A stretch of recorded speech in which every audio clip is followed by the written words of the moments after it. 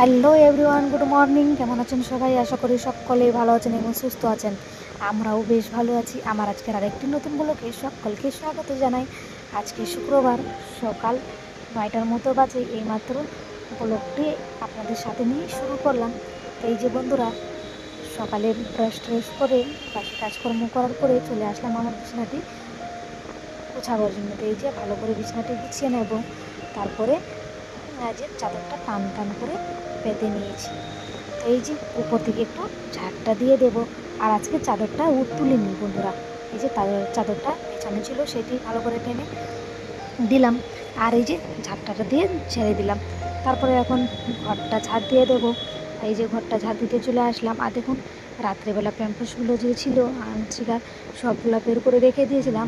আর এই যে প্লাস্টিকগুলো থেকে বের করে করে রেখে দিয়েছিলাম, অনেকগুলো জমা হয়ে গেছে ঘরে। তো এই যে ঝেড়ে নিলাম। আর কালকে কাপড় যে খেঁচেছিলাম বন্ধুরা, তো কাচাই রয়েছিল, তাই এখন এই যে রোদ্র আছে মেরে দিচ্ছি। তো কালকে কাপড়গুলো কাচা ছিল কেন কি, এই যে আমি রান্না বান্না করার পরে 3টের দিকে স্নান করতে গেছিলাম, তখন কাপড় ধরে কাচাকুচি করেছিলাম বন্ধুরা।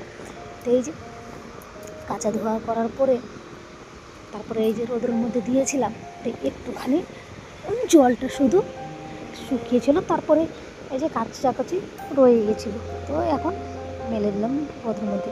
আর জানেন বন্ধুরা, আজকে রান্নাবান্নার কাছে অনেকটাই লেট হয়ে গেছে।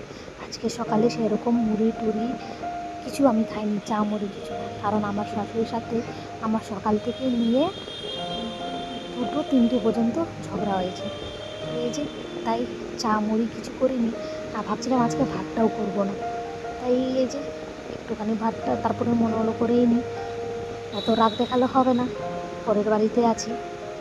তো সেই এই যে ভাতটা চাপাতে চলে আসলাম, আর বসিয়ে দিলাম ভাতটা।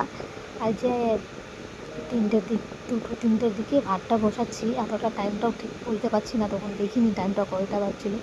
তো এই যে হালকা তেল ছিল একটুখানি, তো সোয়াবিনগুলো একটু তেলে ভেজে নিলাম, আর একটু তেলে এই যে পেঁয়াজটি ভেজে নেব। আজকে তেল ছিল না, তাই কোনো রকম শাশুড়িকে বলিনি কি তেল এনে দাও দোকান থেকে, যা ছিল তাই দিয়ে রান্নাবান্না করে নিলাম। তো জানেন বন্ধুরা, কিছুদিন ধরে তো আপনারা জানেন কি আমার শাশুড়ির মধ্যে ঝগড়া চলছে। আজকে ভীষণ পরিমাণে ঝগড়াটা হয়েছিল বন্ধুরা, যে আমার মনটাই ভীষণ পরিমাণে খারাপ। তাই আজকে ভাবছি বাড়ি থেকে বের হয়ে যাব, আর এই বাড়িতে আমার থাকার ইচ্ছা করছে না। জানেন, ওই যে নিঃশ্বাস যে নেব না নিঃশ্বাস ফেলবো, সেটিও ফেলার না ইচ্ছে করছে না বাড়িটাতে। আর জানেন, এইগুলো কথা ভেবে ভেবে রাত্রেবেলা বালিশ চাপা নিয়ে এরকম কান্না করি না বন্ধুরা, সেই আমার বালিশটাই বলতে পারবে কি কতটা কান্না করি। এই যে আমরা যে পরের মেয়ে, তাই আমাদের শাশুড়িরা আমাদের সাথে ঝগড়া করতে ভালো লাগে, আমাদেরকে একটু দুঃখ দিতে ওদের ভালো লাগে, আনন্দ পায় ওরা, তাই দেয়। এই যে নিজের মেয়ের ওপরে পড়লে কেউ এরকম করে না। আর তাই বন্ধুরা, মনের মধ্যে অনেক দুঃখ আছে, ভাবছি আজকে বাড়ি থেকে বের হয়ে যাব। তো এই যে আপনাদের সাথে কথা বলতে বলতে আমার তরকারিটাও হয়ে গেছে বন্ধুরা। এই যে আমি সেটার জন্য একটা ডিম সেদ্ধ করলাম, ওকে দিয়ে দেবো খেতে।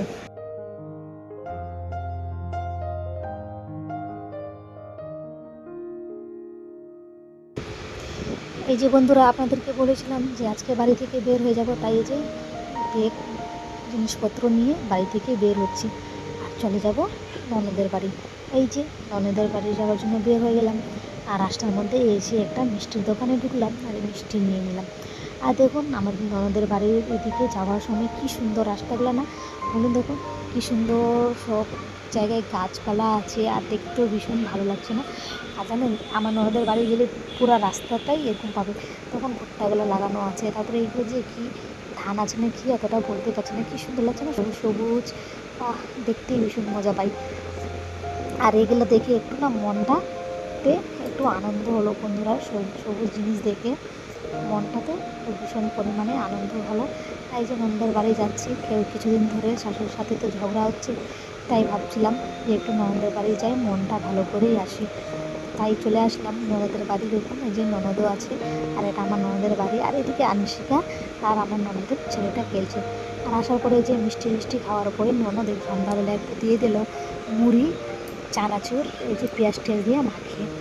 তারপরে দেখুন আমি খেয়ে নিচ্ছি, আর ননদ এদিকে ওর ছেলেটাকে আজকের ভিডিওটি তাহলে এই পর্যন্ত। ভিডিওটি কেমন লাগলো সবাই ভালো থাকবেন, ভালো লাগলে সাবধানে থাকবেন, ছোট্ট বাই বাই।